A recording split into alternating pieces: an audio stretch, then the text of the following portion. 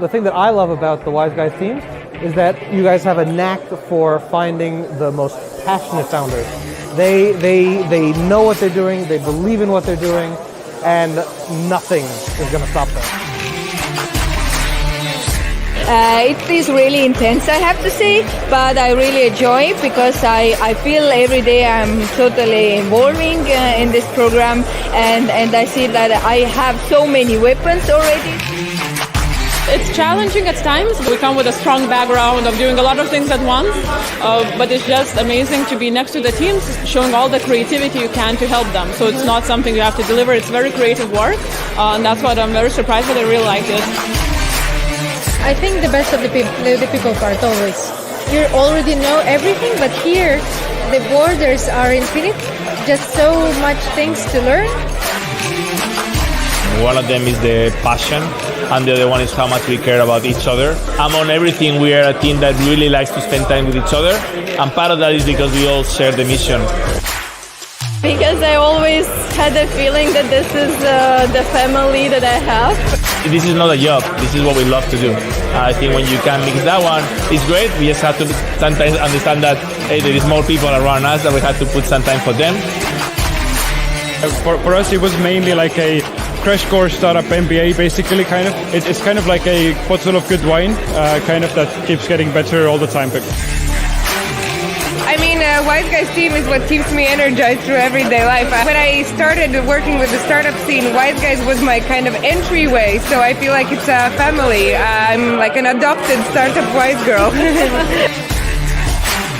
I just remember one scene from the Tech Chill 2 months ago when you had the demo day with Swedbank. Nearly all the startups were nearly crying when they said goodbye to the mentors. You know, they can really feel the energy, and I think culture beats everything. And I also see Wise Guys as an execution machine. Yeah, and people ask that why do you do that? There is no money, and very many accelerators have failed after a year or two. I believe that if you really want to do it, if it's your vision, and then you just can't give up, and you will figure it out how it works. And you have to pitch on the big stage, right? Yes, my hands are already shaking. It's too easy for us because this whole month startup Wise Guys, every day we preaching, it's easy for us. Now we are only going up, and only the sky is the limit. This is love for what we do at the end of the day, and this is our life that we want to have. I already know that when it's over, then I'm gonna cry. 3 minutes of station, now back to work.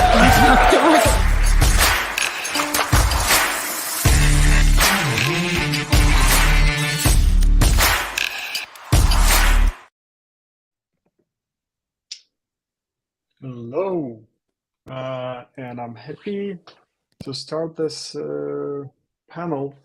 I'm Andrei Lunev, venture partner XR at Startup Wise Guys, and I invited today Dave Haynes, general partner from Field of View Ventures, and Richard Ward, ex-McKinsey lead of Metaverse, the venture altruist. So now we will have a discussion about what 2023 has for us in metaverse space and XR. And let's kick off this conversation from the recent news that might have been a little bit concerning for XR community. The things like Microsoft sunsetting Altspace and laying off MRTK team, Apple postponing or either releasing the device later, and overall pressure that macroeconomics puts on the tech companies. So how does it relate to XR?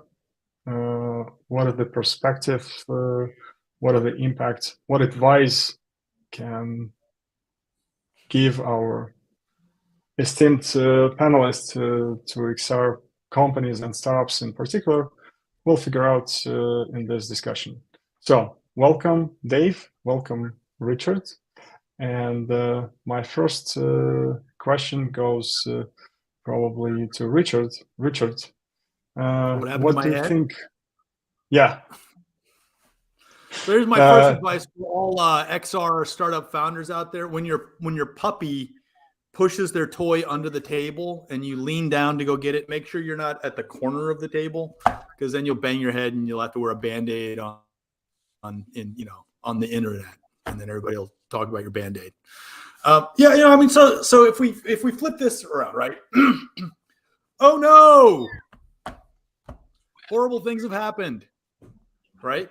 And the piece of it is one needs to kind of put this perhaps in a little bit of context, right? Which is, on the one hand, oh no, Zuckerberg changed the name of the entire company to Meta, and everybody on the planet now knows about this concept, and now everybody on the planet is trying to jump into this. And as I did kind of in my last 6 months at McKinsey, I basically did 300 conversations with companies to answer 3 questions. What is the metaverse? How do we get rich? And what do we do right now?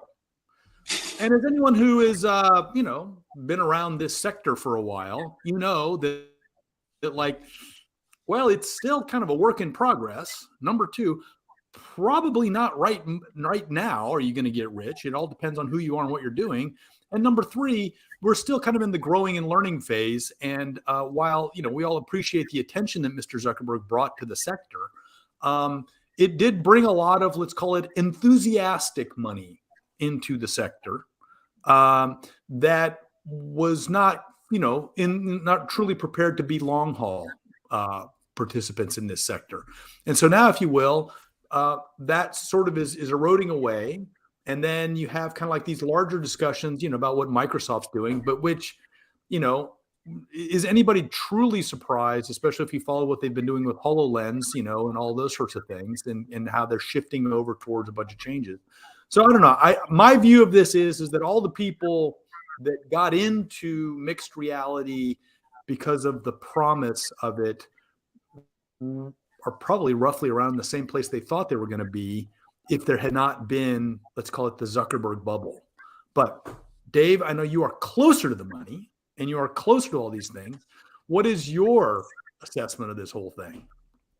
Yeah, I mean, I think there's definitely, you can definitely draw a marked distinction between like this year and last year. I mean, I think it is even just kind of everybody taking a bit of a pause from the roller coaster of the last 2 years. I think people came back, they had their Thanksgiving and Christmas breaks, and I think there has been a shift in the kind of the mood music around things that's also been impacted by obviously some of these catchier headlines around Microsoft and et cetera that we can get into.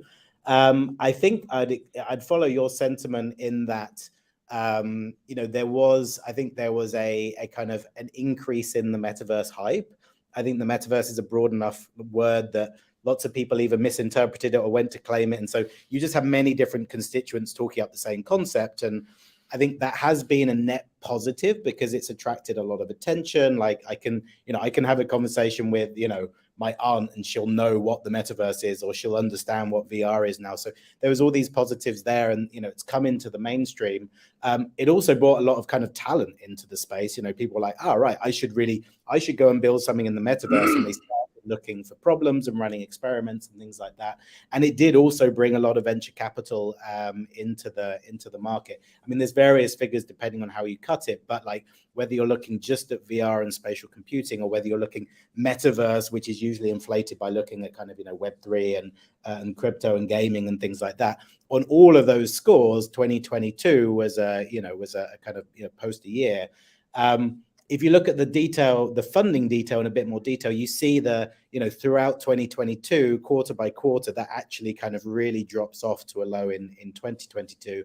And I think now, stepping outside of metaverse, even just in VC, I think that trend kind of, pretty much matched that. What I've never seen is a graph that says, did the funding in metaverse drop off more or less than it did in like B2B SaaS or in fintech, or like I haven't seen those comparisons, but I think it's important to say it's not just the metaverse that has cooled, up until January 2023. It's actually just venture generally, and that's because of rising in interest rates. It's because of inflation. It's because of, you know, all of those individual things that we can get into. So I wouldn't be too disheartened if you're like, oh, I'm in the wrong sector. You just need to understand that there is a, you know, there's a mini kind of, you know, bubble bursting in metaverse and Web3, but actually also there is just these kind of macro headwinds. But well, and there's the new hot kid on the runway. You know, with AI, there's the new hot kid on the runway, right? And everybody's kind of shifting and piling into that as quickly as they can. You know, I do see a lot of that. I see a lot of sort of, let's say, money that was looking for the next big thing, shifting from, you know, kind of crypto-y Web3 metaverse now, you know, AI, right? Yeah, definitely. Right. Yeah, I mean, some pitch decks I've seen, you know, you almost have a sense that the founder has kind of stripped out the last 2 pages, which are like, oh, and we could do something in Web3. It's almost like now the last 2 pages are like, oh, and let's insert imagine when we've got generative AI, what this could be. So I think you know, and founders, you know, should do that where it benefits them. But there has been this kind of switch. So yeah, I'd agree with that, Richard. I don't know if you've seen the same. No, absolutely.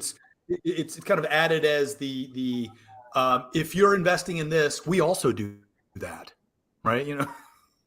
Yeah, right. But you know, this is a pattern that repeats itself. I remember, like, when I was investing in maybe 2015, 2016, you know, there was everybody had to use big data in their slide. And then we had the last kind of AI thing where everyone had their AI slide. Now it's just changed to generative AI rather than now. So, you know, this isn't anything new. I think it's just, you know, we expect this as the market kind of, you know, follows its own little kind of patterns. Right. But just to address the question that popped up, and I think the relevance to the last. So what do you see as the difference between Web3, Metaverse, and XR? Like, and keep it short if you can. Richard, do you want to go, or I can go? Oh yeah, baby. This is one of my favorites, which is you do not need. I'm an old school fundamentalist. You spell metaverse with VR. You can't spell metaverse without VR. However, you can completely build the metaverse without Web3. Web3 does not solve any of the technical problems of getting us to the fantasy of Ready Player One, The Matrix, whatever that is, which truly is the fundamental vision behind the metaverse at all times. And if you want to argue with me, just realize the only reason you're really using the word metaverse is because Zuckerberg said the word metaverse, and the launch video for when he changed the name was all Ready Player One, Matrix type videos and stories, right? And so Web3 doesn't solve any of the technical problems. Now, it could be useful, but it needs to earn its seat at the table. And so far, it has not really earned its seat at the table. Now, there's a lot of promising things that could, but, versus things like getting, optics more efficient, lower cost, heat management of GPUs more efficient, lower cost, massive multiplayer networking more efficient, lower cost. Those are all actual technical problems that are needed to get to that vision. But, having a universal distributed ledger for buying and selling of digital assets isn't a technical problem. It's more of a socioeconomic aspiration. Well, yeah, I have a take on that, but Dave, go ahead. No, you go, Andre. I'll leave it till last. I'm sure we'll all have different... Okay. Well, basically, for me, Web3 it could be a component of the metaverse, of course, because but in general, it's the way of externalizing the human resources from the companies with relatively simple white collar, well, not white collar, but like graphic designers, game designers. If you can simplify the tasks and then outsource that out of the company and like externalize the workforce out of the company, it removes a lot of burden. So yeah, but it doesn't have. It's a governance problem. It's not a technological problem itself. So it's an interesting way to organize communities and probably even cooperation in a larger ecosystem. Yeah, but it solves the only one problem for me is that metaverse lacks content beside human beings being present in those social spaces, because everything that we have like in 2D space, as in the past we had to convert books into PDF and like digital pictures, the same way we need to convert now all spatial assets and objects that we have into space, and you need to have access to talents and incentivize those talents to convert that for you. But that's for me the problem that Web3 solves. But Dave, I'm sure you have. Yeah, I'd say three things. I mean, first of all, I mean, as a fund, as a fund, we say we're investing, up to $500,000 in early stage founders that are building the metaverse. So obviously we need to have an opinion on what the metaverse is, because then, that's what we're saying that we're backing. But ultimately we see metaverse as a pretty broad concept, and we don't have one single definition, other than probably closest is like Matthew Ball saying, hey, look, the metaverse is just the next generation of the internet that is more 3D, more immersive, more connected, etc. But I think ultimately we don't dwell on things. Imagine being an investor in the late 90s and like getting hung up on what the definition of this, the information superhighway is. Like, it didn't really matter. All we knew that there was a bunch of technologies, and these unlocked all of these new use cases. So that's the first thing. Like, we don't get hung up on definitions. I think, though, it is useful, our kind of mental model for thinking about the difference between Web3 and the metaverse. So first of all, I'd say, like, if we're going to draw them both as kind of circles and we make that a Venn diagram, for me, they're separate things, but there's probably a kind of a 30% overlap, and I can kind of talk about the things that do overlap. For me, metaverse is basically taking today's internet and making it more immersive, more connected, all those things that I just said. Whereas Web3 is taking today's internet and then actually adding utility and functionality on top of that using blockchain, which brings in elements of user ownership, tokenizing certain things, organizing through DAOs. So kind of bringing this kind of, tokenized layer on top of the internet with which you can do a bunch of different things. Now, the areas where they really don't overlap is, you have things like VR, which for me is just part of the metaverse, but, that has nothing to do with Web3. And in Web3, you have things like DeFi, or like decentralized social, or decentralized science, or like DeSci. So there's all these kind of areas of Web3, which are very clearly nothing to do with the metaverse. I'd say the bits that overlap are in these kind of, virtual worlds. And again, we don't think of the metaverse as just being a virtual world, but like, if you think about like NFTs, like an NFT could just be a purely kind of, like financial function to do something to prove asset ownership or something, but it could also be, to prove ownership and give interoperability of an avatar, or it could be, so, we think because digital commerce is such a big piece of the metaverse, then probably there's some function for Web3. So there's definitely an overlap, but we see them as two different things. And I'll stop there, because I feel like we should, rather than this, like 22 conversation, than a 23 conversation, right? Yeah. So let me bring this back to the topic.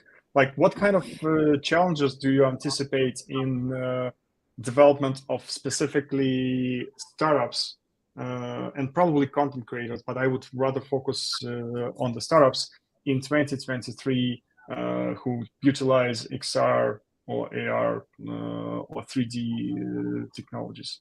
Like, can you talk about that? I mean, I think there's only one problem. Okay. Which is installed user base. It's a function of like, look, if there's only, what's the current guess? 10 million, 15 million, 20 million installed units 30 of head-mounted full body computing systems. And it's like, okay, well, I mean, that's just, and a little bit the problem I have is that we have set up a weird bifurcation, because if you go back and think about like how mobile computing happened, right? The initial ones truly were very expensive devices focused on very rich people, which was BlackBerries for people in the financial sector, right? Where, being able to respond to a text message or an email within minutes meant millions of dollars of opportunity. So it was worth spending $10,000 per person to make sure they had the infrastructure to do it. What I see is that we have this kind of weird paradox where with the Quest and the Go and the Quest 2 and those things, trying to provide a consumer price point and all of that, but with super low, install base numbers. It's going to take a while. I mean, I think we need to. I think the things that people are working on now will take off and do well, but it's probably going to take 50 million maybe before it really starts getting going. And and we're certainly several years away from 50 million. And so it's a case of like, can you continue to help that, and can you hold on long enough? But you're talking specifically about consumer adoption, right? Because the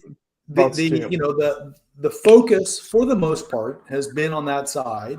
We're starting to shift over to kind of some enterprise adoption. But for example, has anybody else announced anything at the scale of Accenture's announcement of 60,000 headsets?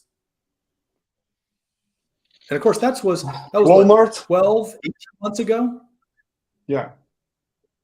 So you would have thought that by now, some other organization, would have stepped in at that size and scale, but it has not happened so far. And so we're in kind of this growth mode, and I think that's the main thing is, if you've got that, chicken and egg, right? You can't do multiplayer metaverse experiences if you're the only person in your social group that's got a headset, right?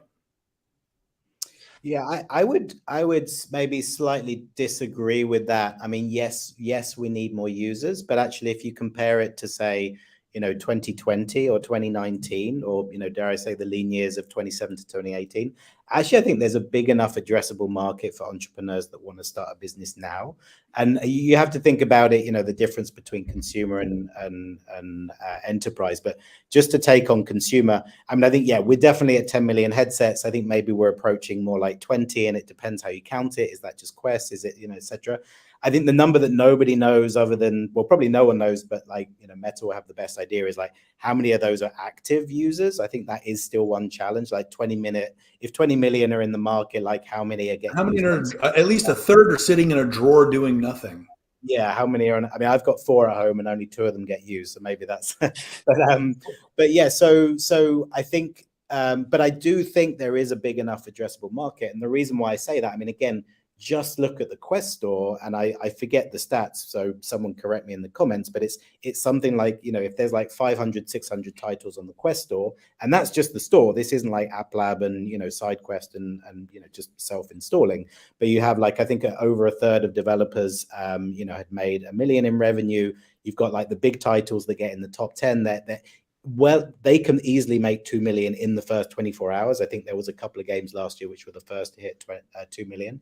And then actually you have the news coming out this week that Gorilla Tag, this is a solo dev, as far as I know, hasn't taken any, or certainly not a huge amount of venture capital. I know lots of VCs have tried to invest in Gorilla Tag, but like, that dev with a very simple proposition, building community, is able to go and do 24 million revenue in downloads. Now, that's a decent amount of revenue. That for a startup that's raised, either no money or like up to 5 million, that is a lot of revenue. And that's before you start to kind of layer on some of the things that will happen in 2023. So we know that PlayStation is coming to market. That will be heavily gaming skewed, but if there's maybe like 80 to 100 titles at launch, like if you're in like the top half of that, there's money to be made. Pico are kind of redoubling their efforts. They're saying, yes, we do want to do consumer. Yes, we do have platform funding for consumer titles, and that's not just gaming, right? I mean, Pico and Meta are obviously doing this as well, but the other week I was in a Pico headset for the Wave Calvin Harris concert. They're pushing that as kind of VR, but actually there's this cool thing happening in VR, but we're going to stream this to this huge base in TikTok as well. So I guess that brings me to the other point, which is the sorts of companies that we like are also ones which aren't necessarily just VR. Like Rec Room, $1 billion company. They started in VR. They nailed the experience. They completely differentiate themselves from a Fortnite and a Roblox by being VR native. But now they're on console. They're on mobile. So we have a portfolio company we invested at the back end of last year, a company called Vertex. They do some awesome things, bringing social virtual viewing to esports and then future entertainment categories. Now they are a VR first company. They have a great At the moment, it's just PC desktop, but will soon be other headsets. But a lot of their power users just show up to the games and the esports tournaments on a desktop. So I would just say, I think there is a big enough install base. And also as an entrepreneur, if you can think about, well, can I use VR to get the most visceral and immersive experience, but maybe there's a way that I can kind of broaden my reach either by streaming to 2D or by being available on other platforms as well. Well, actually, you touch on a great point, one that I press on a lot, which is I stopped using the word VR, AR, Max, or blah, blah, blah. And what I call it is full body computing. That is what is happening. That we're going from mainframes to server based to desktops to laptops to mobile computing to now full body computing, where this is a valid input, this is a valid input, those types of things, rather than this, right? And this as well, when you start moving around, just you got my point. But the point being is that and for example, Gorilla Tag, I love Gorilla Tag because it is a full body computing experience, right? If you're not looking over your shoulder, you're going to get tagged. The mechanism of working this thing is like super full body computing. The graphics are done by like a 6th grader, right? So it proves the point that actually polygon counts and textures and lighting and blah, blah, blah really isn't what makes a super successful experience in this.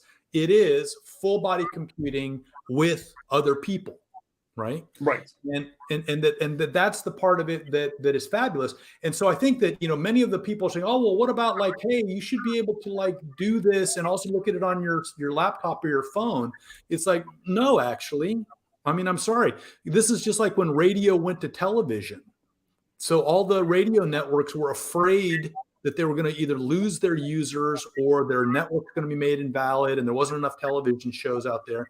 So they literally did two things. One they took their radio shows and just broadcast them on television. It was someone with a microphone talking on television. It was the most boring television ever. Surprise, surprise, sales did not take off, right? So what was the killer app for television? Slapstick comedy. The thing that you could only visually see.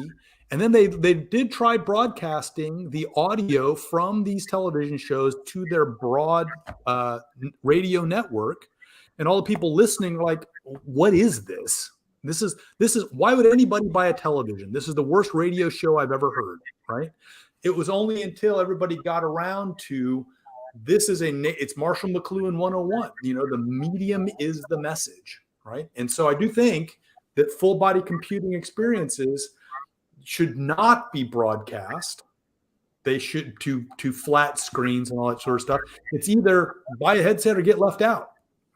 Now, again, just to maybe add some conflict for the sake of adding conflict, I do totally agree with what you said, Richard, and that has kind of been gospel in the VR industry, right? So, I mean, there's very good reasons why something like Beat Saber is like such a big hit, because it was the game that was so native to VR that it was like everybody wants to play it. It wasn't like, oh, we've done a first-person shooter, but like you're now like in a headset, like, or does this translate? So I agree with that. I think there are so many amazing, you could only do this in VR companies, and I think that's what's been explored first. Now, I think that the counterintuitive stuff, and I'm hoping to find more companies that are thinking about this, is, well, actually, if you look at those very active full body use cases of VR, those are kind of the ones that actually you don't go back to every day or every hour, or like, those are things that you really need to be in the mood to play Gorilla Tag, or like, I need to make sure I wait for my kind of, my kids to be out of the room so that I've got enough space to play, or, those are kind of, for the gamers, those are really great. But as crucially, and this relies on form factors to change, but I do believe we can now see, if you think about the roadmaps of the hardware providers, especially Apple, and I'm sure we're going to come to Apple in a minute, but if you think about Apple, what could they do better than anybody else? They could bring a great media, like a lean back kind of media and entertainment / productivity device, where actually, do you know what? As soon as you have a headset that doesn't have a strap, it just has arms because it's light. As soon as you have these, thin pancake lenses, as soon as they look enough, that they're nice enough that I could just have them on my coffee table and then then put them on my head.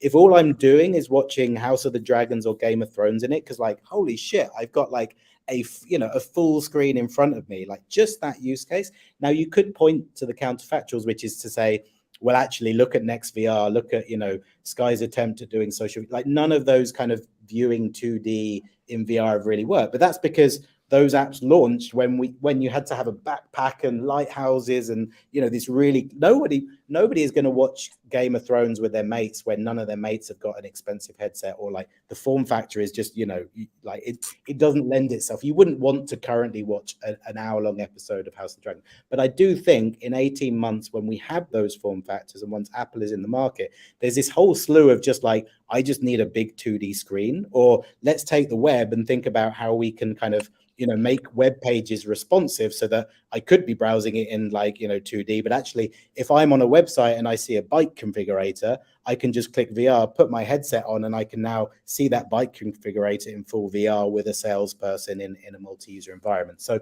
I would say, feel free to disagree, but I think there are some new use cases that are only unlocked when form factors will change. We'll have to wait 18 months for that, but I think Vive Flow gave us a good example of what a lightweight kind of headset could look like.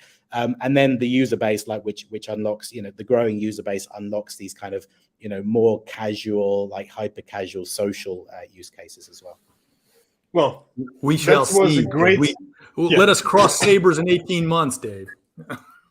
That was great discussion that reveals our passion for virtual reality, obviously, because most of that we were referring to virtual reality experiences. And even probably that would be an interesting switch to Apple. Basically, recently all major manufacturers made virtual reality actually real mixed reality devices with video pass-through capabilities like Oculus Quest or Lenovo or HTC.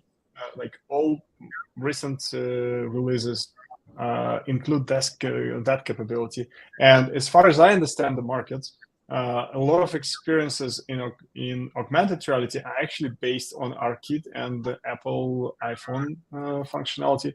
So that probably the right moment to talk about augmented reality. Do you see anything interesting going on in this field,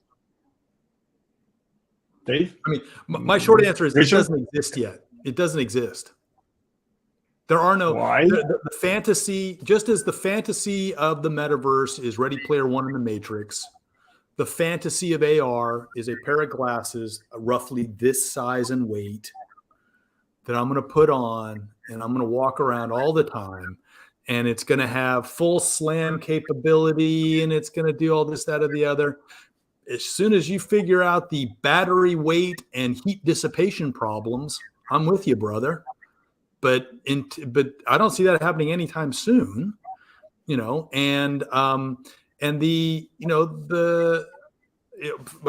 truly, this is AR. It's real-time Photoshop onto video at the moment. And so, it doesn't,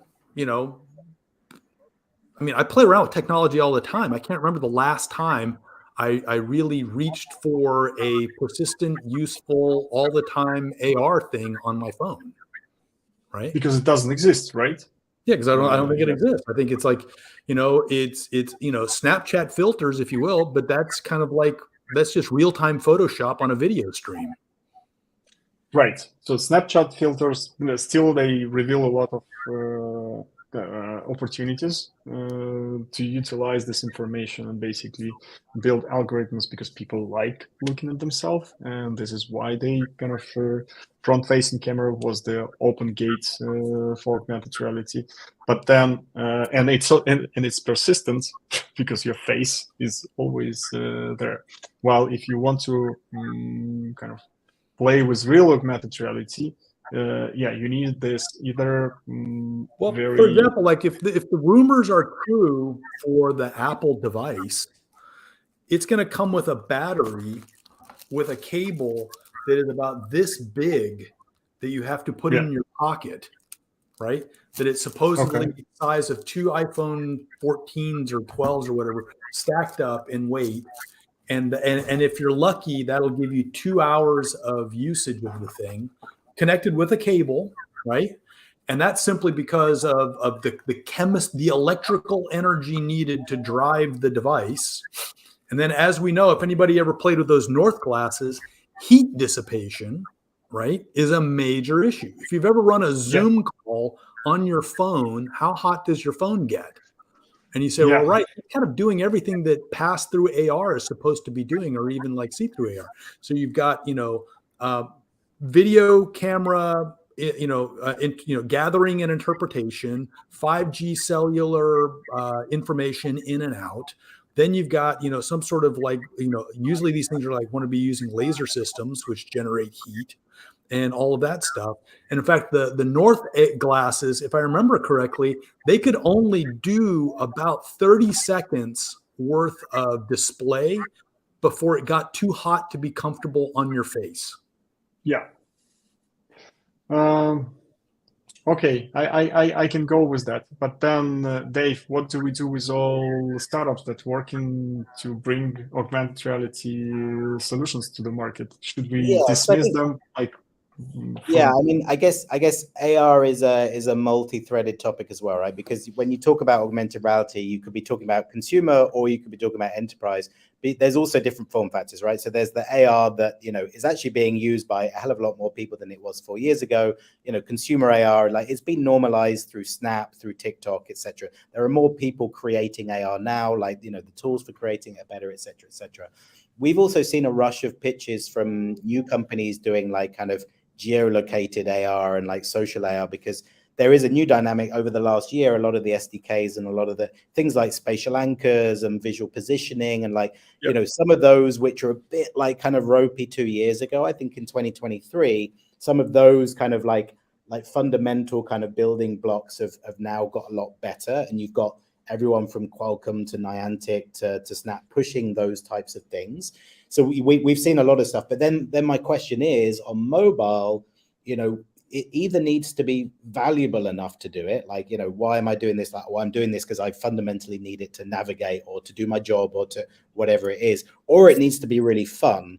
And I think the thing that I haven't seen yet, and the things that a lot of the pitches I'm seeing now lack, is just well, this is cool. You can do it and the tech's better, but I'm going to do it once. If you want me to go to Soho to play a multi-user, I'm going to do that once and I'm going to have a great experience and maybe I'll write about it. But am I going to do that every day? So I think with mobile AR, I think it's an interesting time because we have these really powerful systems, but it's just, I'm waiting to get pitched on this is the use case.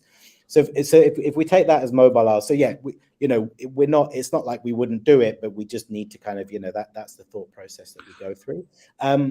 Then if we move out of mobile AR, then what's really new, I think is new for 2023 and will continue to be a trend in 2023 is mixed reality, right? So Quest Pro was probably the first one to kind of break out into public consciousness, but you now have much better pass through. When I was at HTC, we had a device called Cosmos XR or something like that, which never made it out, but you could do this for a couple of years time right now.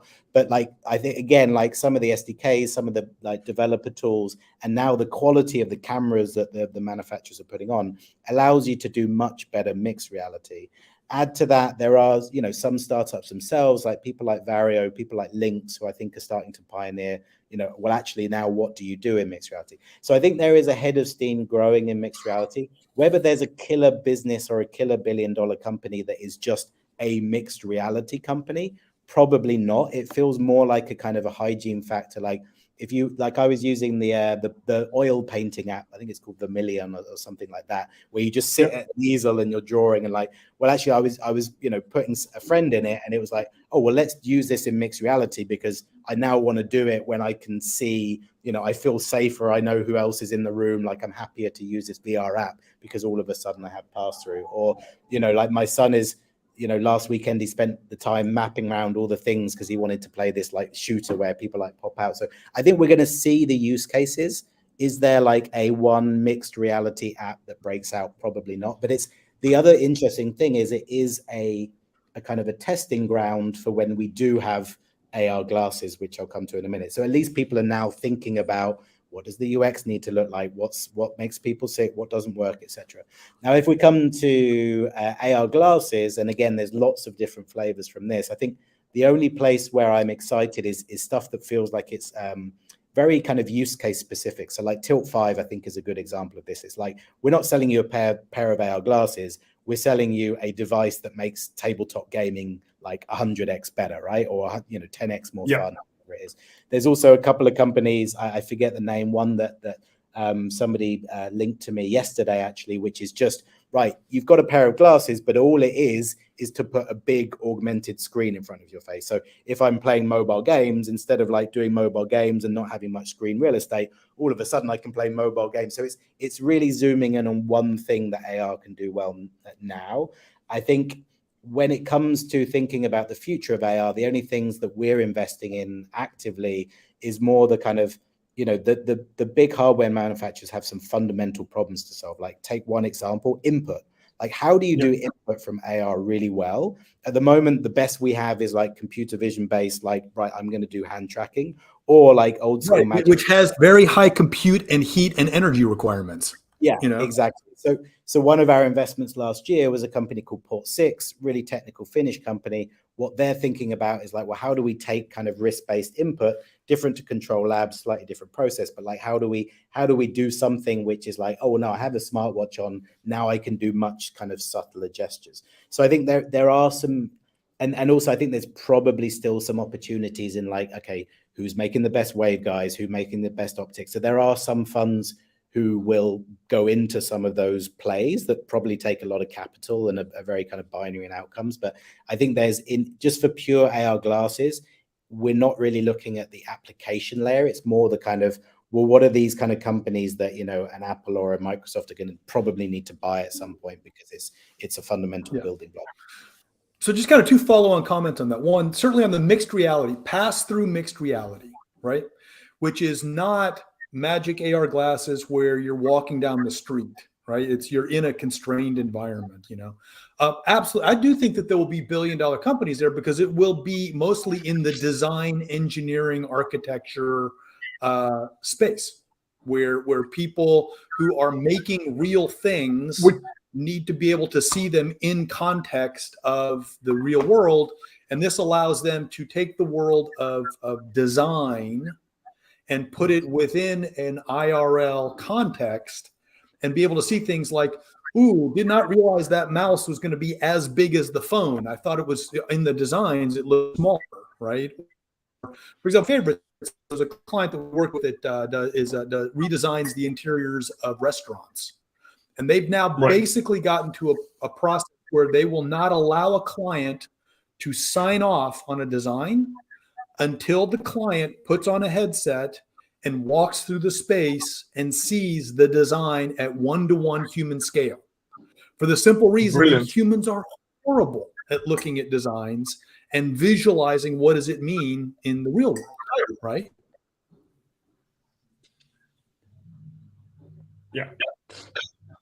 Now, the other thing if I had one Christmas wish, is that everybody that has a mobile AR thing, that in their demos, they would actually show you what it looks like holding it in your hand with the real world around it, rather than blowing it up so that it fills the entire screen like it looks like it's a cinematographic, immersive, full 3D experience.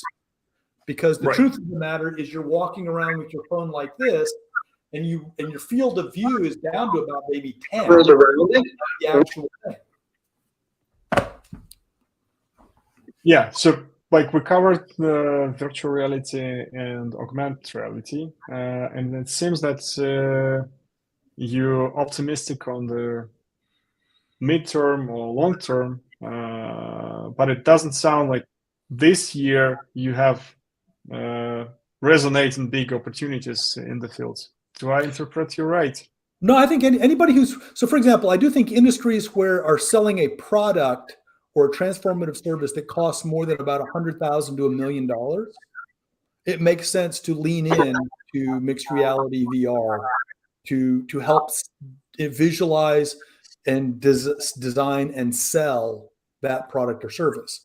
But it will then take another period of time to move from 1 million to 100,000, 100,000 to 10,000, 10,000 to 1,000, down that scale, and we get down to these smaller things. So I think there's a lot of industries where, it makes sense, and we're moving down that price performance curve. Okay. So Dave, you mentioned that you have seen 500 companies last year related to the metaverse. In our application process, we kind of, since inception of Wise Guys XR, we also kind of looked into roughly the same number, 500, give it a take. And Richard was exposed to that to a certain extent. One of the concerns that we discussed, we don't see really novel ideas in the space. It's kind of refurbishing all things from another angle sometimes. What do you think about novelty? Do you expect any novelty in the field? Yeah, it's kind of, because I've been investing in XR for quite a long time, it is tricky, because I feel like there's ideas that I saw in there's some very obvious use cases for XR, training being one of them. There's applications of healthcare, rehabilitation, there's just some really obvious use cases of VR which just shine.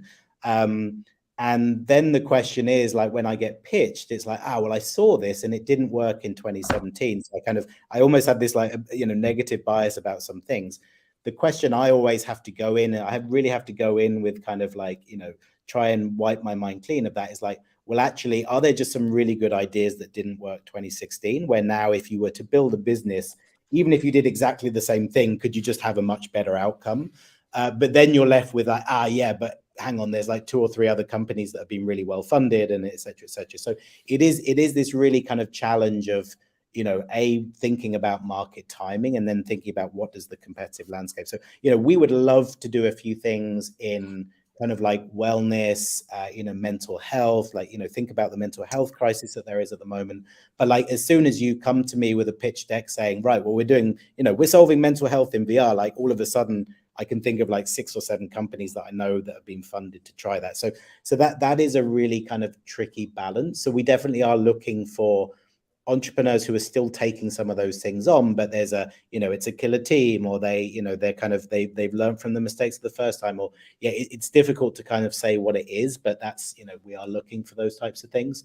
We're definitely looking for things again, that might be doing that, but again, say if you're building a mental health business, maybe it's that actually you've had a mobile app for ages, you've built some user base, and now you're also introducing a VR app. So there's kind of flavors of, well, this might be the same idea, but what's the new twist on it? And that's what we really need to kind of understand.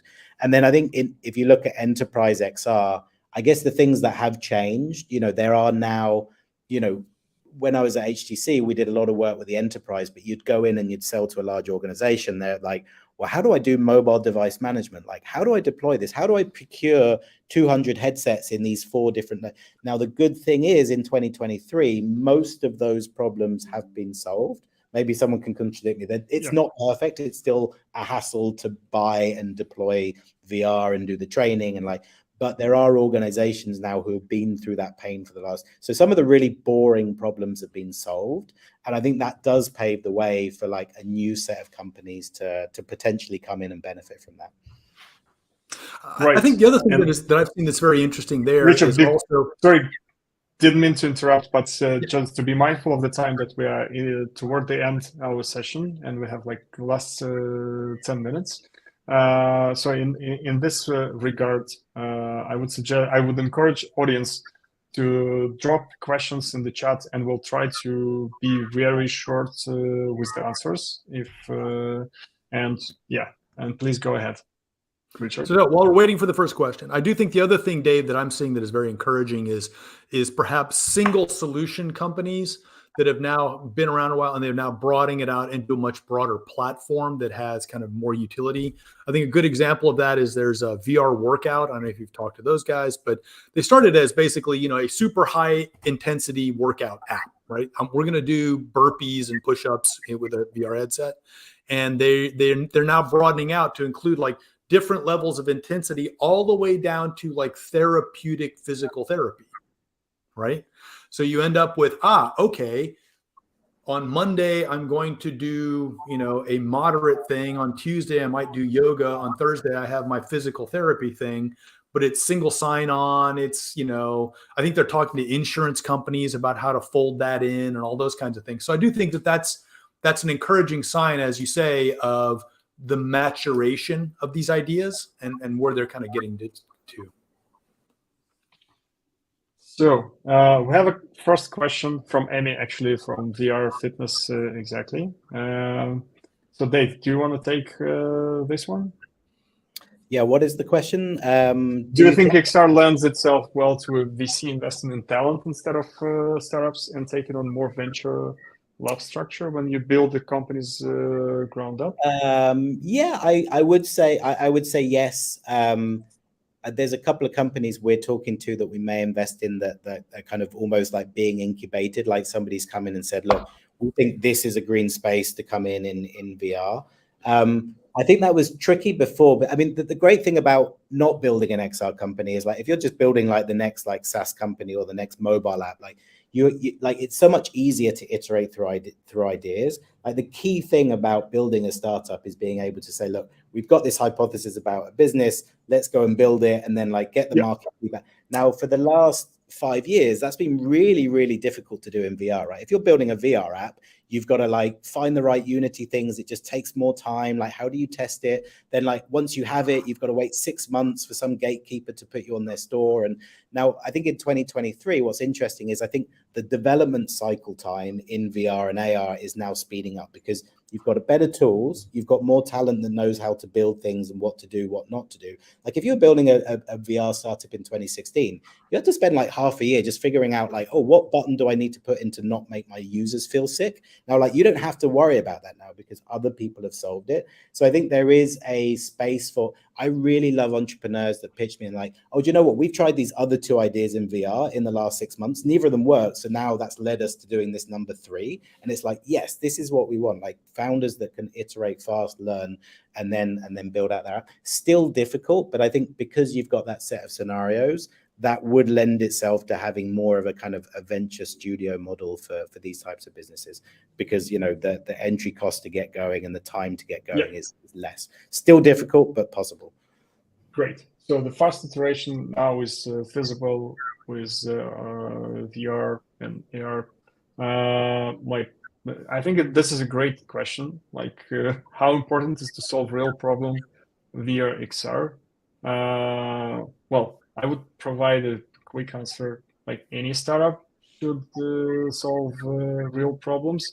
You need to keep the like an eye on what's coming, but in general, in order to iterate, you need to have this early adopters group. Otherwise, you iterate in like inside your head or inside your lab, which and building for something that doesn't exist yet. Like, would you agree with that? That's what's a less real problem. Say it again. What's a less real problem or a not so real problem? I mean, all problems are problems. It's more of a question of like financial benefit, emotional urgency. I mean, there's that type of thing. So, entertainment, being bored is a real problem that people will spend money on.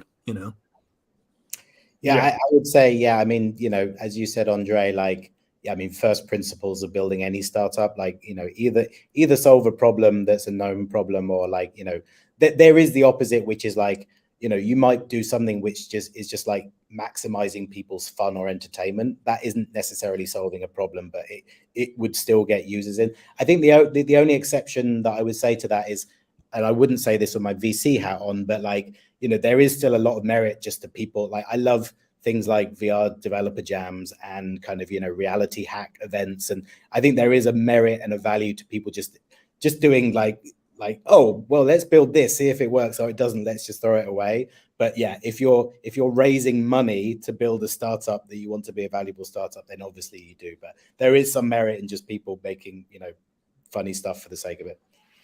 And just to be creative sometimes. Well, thank you so much for this insightful discussion. I think it was really good to spend time with you.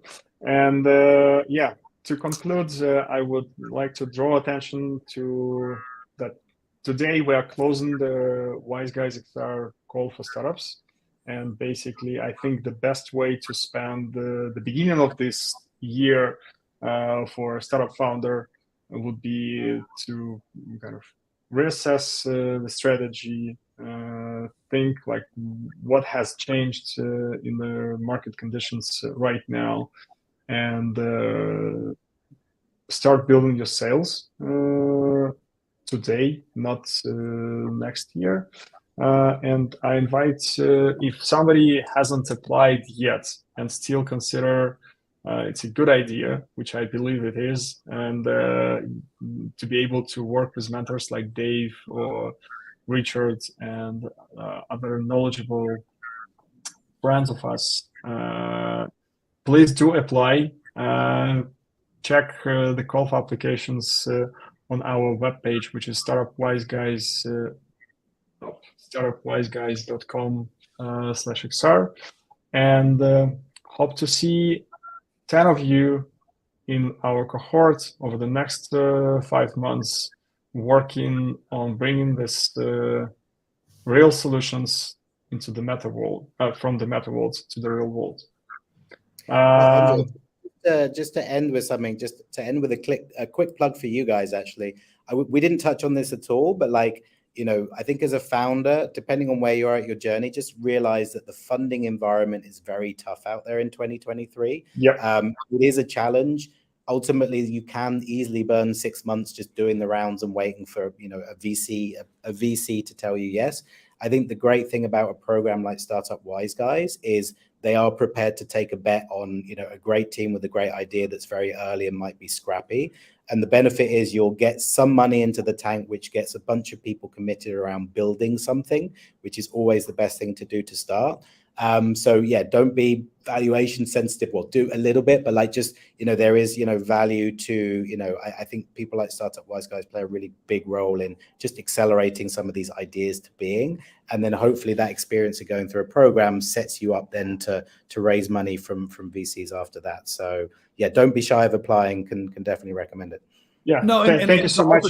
To file onto that, I mean, I think one of the other great benefits of the accelerator program is, you know, you get kind of people like us in a safe private room asking you some pretty hard questions to refine your understanding of your value proposition, your product market fit, and all that stuff. Because when you do get out into, let's say, the VC rounds, they're going to ask you these questions anyway. And I think that most of the people that run through the accelerator program feel much better prepared for that next set of conversations. Because they do have mentors and they have people that have a genuine interest in their success, helping them get to defensible, capable, you know, positions on things. Right, and I think this is the main contribution. Again, like the structure and the storytelling, helping to focus on the things that matters for the startup at your stage right now. This is what we do best. And out of like inputs from applying companies, like why you apply, like, okay, probably 100K would make great difference when you need $1 million, but still it's some runway. But the most important reason to apply. So Andre, I think Dave needs to go. You know, he needs to take off. So Dave, thank you so much. And everybody for listening. Take care. Yeah, it was a great discussion. Thank you so much, Dave. Richard, looking forward to meet you inside the program. And with that, I thank you, everybody who has been with us. And Luis, could you